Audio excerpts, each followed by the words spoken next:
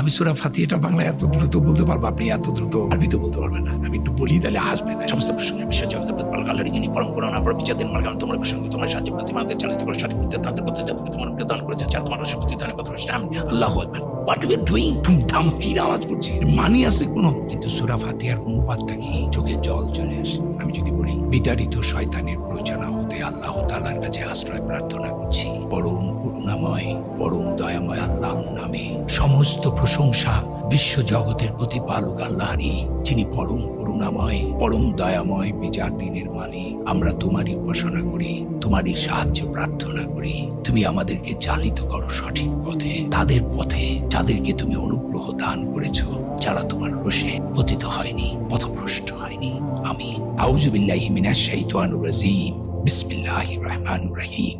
আলহামদুলিল্লাহি রাব্বিল আলামিন। আর রহমানির রহিম। মালিকি ইয়াউমিদ্দিন।